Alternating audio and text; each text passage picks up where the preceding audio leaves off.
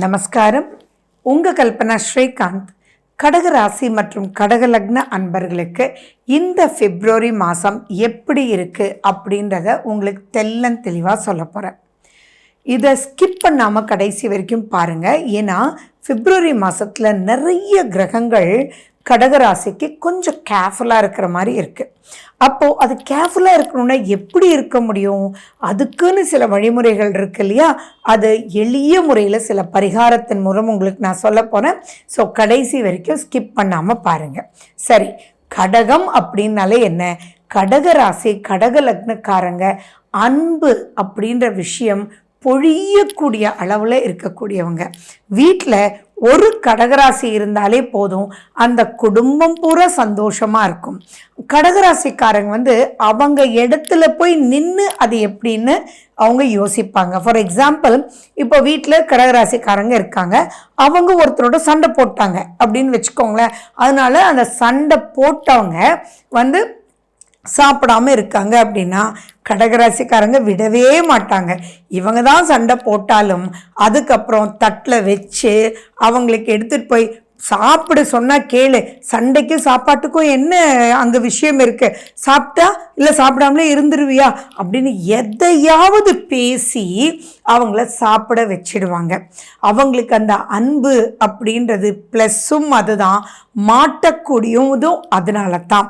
அவங்க வெளிப்படையாக மனசார ஒரு விஷயத்தை செஞ்சு அது பலருக்கு அது சிக்கலாகவும் போய் மாட்டிக்கிறாங்க. சிலர் அதில் சிக்கல் இல்லாமலும் ஜெயிச்சு வராங்க. ஸோ இப்போ மாட்டிக்கக்கூடாது அப்படின்னு தான் மிக முக்கியமான ஒரு பாயிண்ட். சரி, இதில் பெரிய ப்ளஸ் பாயிண்ட் என்ன தெரியுமா? குரு பகவான் லாபஸ்தானத்தில் உங்களுக்கு இருக்கிறது பெரிய பெரிய பெரிய பெரிய ப்ளஸ். அன்பு, ஆதரவு, எது எடுத்தாலுமே நான் இருக்கேன்னு சொல்லக்கூடிய கடகராசிக்காரங்க பொதுவாக பார்த்தீங்கன்னா, இப்போ யாருக்கோ குழந்தைக்கு உடம்பு சரியில்லைன்னு வச்சுக்கோங்களேன். நீங்கள் கடகராசியாக இருந்தால் நீங்கள் என்ன பண்ணுவீங்க? அவங்களே ஃபோன் பண்ணாங்க உடம்பு சரியில்லைம்மா அப்படின்னு. நீங்கள் அதோடு விட்டுற மாட்டீங்க. நீங்கள் அவங்களுக்கு ஒரு டாக்டர் டீட்டெயில் கொடுத்து அந்த டாக்டர்கிட்ட போயிட்டு வர சொல்வீங்க. அதோடு நிற்க மாட்டீங்க. நீங்கள் மறுநாளும் ஃபோன் பண்ணி, இப்போ எப்படி இருக்கு குழந்தைக்கு, பரவாயில்லையா, இன்னும் வேணா இது பண்ணி பாரு, நீ வேணா குழந்தைய பார்த்துக்கோ, நான் வேணா சமைச்சு கொண்டு வரட்டுமா அப்படின்னும் அவங்களுடைய கஷ்ட நஷ்டத்தை நீங்கள் பங்கெடுத்துக்கிட்டு மனதாரன்றதான் வார்த்தை. மனதார கடகராசி அன்பர்கள் அவங்களுக்கு உதவி பண்ணுவீங்க. ஸோ இந்த மாதிரி உதவிகள் எல்லாம் அருமையாக பண்ணலாம், தப்பில்லை. ஆனால் நிறைய கடகராசி எங்கே சிக்கிருக்கு தெரியுமா? ஒருத்தங்க பணம் கேட்குறாங்க அப்படின்னா இவங்க கிட்ட இருக்கோ இல்லையோ வெளியில் கூட வாங்கி கொடுத்து பெரிய பிரச்சனைக்குள்ளே மாட்டிகிட்டு இருக்கீங்க. கடைசியில் என்ன ஆகுது? நீங்கள் பணம் வாங்கி கொடுத்தவங்க உங்களை கேட்டுகிட்டே இருப்பாங்க. யார் நம்பி நீங்கள் பணம் கொடுத்துருக்கீங்களோ அவங்க ஃபோனையே எடுக்க மாட்டாங்க, உங்களுக்கு பதிலும் கொடுக்க மாட்டாங்க. ரொம்ப ரொம்ப வெறுப்பாக இருக்கும். அதை மீறி ஏதோ வழியில் நீங்கள் போய் அவங்கள பிடிச்சிட்டிங்க அப்படின்னா கூட அங்கே பணம் கொடுக்க வேண்டியவங்க ரொம்ப இன்னும் கவலையினுடைய சூழ்நிலையில் உங்களோட பேசினாங்கன்னா அது உண்மையா பொய்யான்னு தெரிஞ்சுக்காம, சரி ஓகே நான் இந்த மாதம் கட்டிடுறேன், அடுத்த மாதம் நீ கட்டிடுறியா அப்படின்னு கேட்டு மாட்டிக்குவீங்க. தயவு செஞ்சு வேண்டாம். என்ன சொல்லுது தர்மம்? தானமாக இருந்தாலும் நீ யோசிச்சு கொடுன்றது தான் சொல்லுது.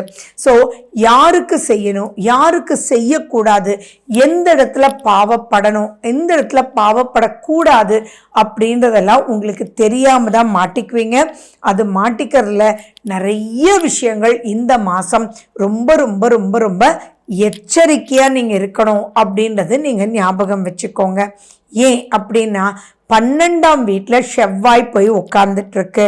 உங்களுடைய 2ஆம் அதிபதின்னு சொல்லக்கூடிய சூரியன் செகண்ட் ஹாஃப்ல சனி பகவானோட வேற உட்கார போறார். அப்படி இருக்கும்போது கேட்டவனும் உங்ககிட்ட பிரச்சனை பண்ணுவான், உங்களுக்கு கொடுக்க வேண்டியவனும் கொடுக்க மாட்டேன்னு பிரச்சனை பண்ணுவாங்க. நீங்கள் அதுக்காக வேற யார்கிட்டையாவது கடன் வாங்கி கொடுத்தவனும், என்னப்பா நீ இவ்வளோ தூரம் சொல்லி வாங்கிட்டு போனேன், ஏன் இன்னும் நீ கொடுக்காம இருக்க அப்படின்னு சொல்லிட்டு எல்லா ரூபத்துலேயும் டைட் பண்ணக்கூடிய ஒரு பொசிஷனில் தான் இருக்கீங்க. ஸோ தயவு செஞ்சு யாருக்காவது நீங்கள் கடன் வாங்கி கொடுத்துருந்தீங்கன்னா நீங்கள் அவங்கள லிங்க் பண்ணிவிட்டு நீங்கள் ஒதுங்கிக்கிறது ரொம்ப ரொம்ப முக்கியமான விஷயம். ஏன்னா செவ்வாய் உங்களுடைய 7ஆம் வீட்டை பார்க்குது. இதனால இந்த பிரச்சனை இதோட மட்டும் நிற்காது. என்ன ஆகும்னா, நீங்கள் ஏன் இப்படி தெரியாமல் வாங்கி கொடுத்தீங்க அப்படின்ட்டு ஹஸ்பண்ட் அண்ட் ஒய்ஃப்குள்ளேயே நிறைய பிரச்சனைகள், வாக்குவாதங்கள் வர்றதுக்கு வாய்ப்பு இருக்குது. அதே மாதிரி அறியாத பயம் உங்களுக்குள்ளே என்னடா நடக்குமோ, நீங்கள் உங்களுக்காக வாங்கலை ஆனால் அவங்களுக்காக வாங்கி இவ்வளோ பெரிய பிரச்சனைக்குள்ளே மாட்டிக்கிட்டீங்களே அப்படின்றது புரியாத மண்டவலி இருக்கக்கூடிய வாய்ப்புகள் இருக்குது. இதில் குரு ஃபேவர் குரு ஃபேவர் குரு ஃபேவர்னு நான் சொல்லிட்டு இருக்கேன். அப்போது நீங்கள் என்ன பண்ணணும், இதுலேருந்தே என்ன புரியுது, எது செஞ்சாலுமே இப்போ நீங்கள் எந்த நிலையில் இருக்கீங்களோ அந்த நிலையை நீங்கள் உங்களுடைய நட்பு வட்டாரத்துக்கு சொல்லி வைங்க, உங்களுடைய ஒய்ஃப்ட உண்மையாக சொல்லி வைங்க. நீங்கள் ஒய்ஃபாக இருந்தால் உங்களுடைய பிரச்சனைகளை கணவர்கிட்ட சொல்லி வைங்க. உங்களை மீறி போகும்போது அவங்க தத்தளிக்காமல் நீங்கள் பார்த்துக்கணும். அப்படி இல்லாட்டி மிகப்பெரிய போர் அப்படின்ற ஒரு விஷயத்துக்குள்ளே நீங்கள் மாட்டிக்குவீங்க. ஸோ இதுதான் ரொம்ப ரொம்ப முக்கியமாக நீங்கள் கேர்ஃபுல்லாக இருக்கணும். அதே மாதிரி திருமணம் அப்படின்னு வரும்போதும் உங்களுக்கு இந்த மாதம் கொஞ்சம் தள்ளி போடுங்க. அதாவது பார்த்துட்டே இருங்க. ஆனால் முடிவுகள் நம்ம மாதத்துக்கு அப்புறம், அதாவது மார்ச்சுக்கு அப்புறம் நீங்கள் சொல்கிறேன் அப்படின்றத சொல்லுங்கள். இல்லை அப்படின்னா அங்கே தப்பான ரைட்டானவங்களையும் நீங்கள் மிஸ் பண்ணக்கூடிய ஒரு ப்ராப்ளம் அங்கே இருக்குது. ஸோ எதுவாக இருந்தாலும் நீங்கள் யூஸ் பண்ண வேண்டியது குரு. குரு அப்படின்னா என்னென்னா நம்பிக்கை. நீங்கள் நல்லா இருக்கணும்னு நினைக்கக்கூடிய அமைப்பில் இருக்கக்கூடியவங்களோட ஒத்து உறவாடி ப்ரொசீட் பண்ணணும். அதே மாதிரி அம்மா சொன்னாலும் சரி, அப்பா சொன்னாலும் சரி, தயவு செஞ்சு யாருக்காகவும் கடன் கொடுக்கணுன்ற ஒரு பாயிண்ட் வேண்டாம். ஏன் அந்த அளவுக்கு எதுக்காக? ஃபார் எக்ஸாம்பிள் உங்கள் அம்மாவே சொல்கிறாங்க. நான் ஏன் எங்கள் அம்மான்னு சொல்கிறேன்னா, கடகராசிக்கு ரொம்ப பிடிச்சதா அம்மா. அம்மா சொல்லிட்டா போகும். ஸோ அப்படிப்பட்ட அம்மாவே அவங்களுடைய ஃப்ரெண்டோட பையனுக்கு வேலை வாங்கி கொடுப்பான்னு சொல்கிறாங்கன்னு வச்சுக்கோங்க. உங்களுக்கு தெரிஞ்ச ஒரு இடத்துல வேலைக்காக தேடிட்டே இருக்காங்க ஒரு பையனைன்னு வச்சுக்கோங்க. நீங்கள் என்ன பண்ணலாம், இவங்களை கூட்டிகிட்டு போய் அங்கே சேர்த்து விட்டுட்டு பாருங்கள், 2 பேருமே உங்களுடைய கண்டிஷன்ஸை பேசிக்கோங்க. உங்களுக்கு பிடிச்சிருக்கா வச்சுக்கோங்க, பிடிக்கலையா விட்டுருங்க. 2 பேரும் அதுக்கப்புறம் எந்த பிரச்சனையும் என்கிட்ட வரக்கூடாதுன்றது தெளிவாக நீங்கள் சொல்லிடணும். ஸோ இப்போது ஒருத்தருக்கு நல்லது பண்ண போய் கூட சிக்கலில் பெருசாக மாட்டக்கூடிய வாய்ப்புகள் இருக்குது அப்படின்றத ஞாபகம் வச்சுக்கோங்க. ஒரு விஷயம், 3ஆம் வீட்டில் கேது இருக்குது. 3ல் கேது அப்படின்றது ஒரு பெரிய ப்ளஸ். குருனுடைய பார்வையும் அங்கே இருக்குது, அது உங்களுக்கு பெரிய ப்ளஸ். பட் இங்கே தெளிவாக நீங்கள் இருந்துக்கிட்டீங்க அப்படின்னா நிறைய விஷயத்துலேருந்து நீங்கள் ஜெயிச்சிடலாம். அண்ட் மேலும் 4ஆம் வீட்டில் இப்போ சுக்கிரன் வேற. 4ஆம் வீடுன்றது உங்களுடைய சுக்கிரனுடைய வீடு. அந்த சுக்கிரன் உச்சம் பெற்று இருக்கார். அப்படி இருக்கும்போது உங்கள் ஆசைகள் பல ரூபத்தில் தூண்டப்படும். உங்களுக்கு ஒன்று வேணும்னா இப்போ 4 கிடைக்கும். அந்த 4 அப்படின்ற ஒரு விஷயத்துக்கு நீங்கள் தேவையான யோசித்து செலவு பண்ணலன்னா பெரிய லெவலில் மாட்டிக்குவீங்க.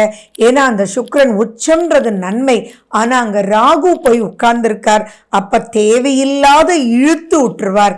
ஃபார் எக்ஸாம்பிள், நீங்கள் ஒரு வண்டி வாங்கலான்னு போவீங்க, அந்த வண்டிக்கு இதுதான் பட்ஜெட்னு நினச்சிட்டு போவீங்க. ஆனால் பார்த்தீங்கன்னா அவங்க சொல்லுவாங்க இதை விட நெக்ஸ்ட் வேரியன்ட் நல்லாயிருக்கு, நெக்ஸ்ட் வேரியன்ட் நல்லா இருக்குன்னு உங்களுக்கு என்ன தேவையோ அதை விட அதிகமான தேவைக்கு கூட்டிகிட்டு போயிடுவாங்க. சார் இது 200 கிலோமீட்டர் ஸ்பீடில் போகும் சார் அப்படின்னு சொல்லுவாங்க. ஆனால் நீங்கள் யோசிக்கணும், நீங்கள் எங்கே 200 கிலோமீட்டர் ஸ்பீடில் போவீங்க அப்படின்றத யோசிக்கணும். இது நான் சொல்கிறது ஒரு மொபைல் ஃபோனாக இருக்கட்டும், எந்த ஒரு விஷயமாக இருந்தாலும் ஃபேன்சிக்காக, பகட்டுக்காக எந்த ஒரு விஷயத்தையும் செய்யாதீங்க. அது செய்யாமல் இருந்தாலே நீங்கள் சூப்பராக மாட்டிக்காமல் இருப்பீங்க. அதுலேயும் நீங்கள் சந்திராஷ்டம நாட்களில் ரொம்ப ரொம்ப ரொம்ப எச்சரிக்கையாக இருக்கணும். சந்திராஷ்டமம் அப்படின்றது கடகத்துக்கு இந்த பிப்ரவரி மாதம் 2 தடவை வருது. அதுலேயும் நீங்கள் எச்சரிக்கையாக இருக்கணும்.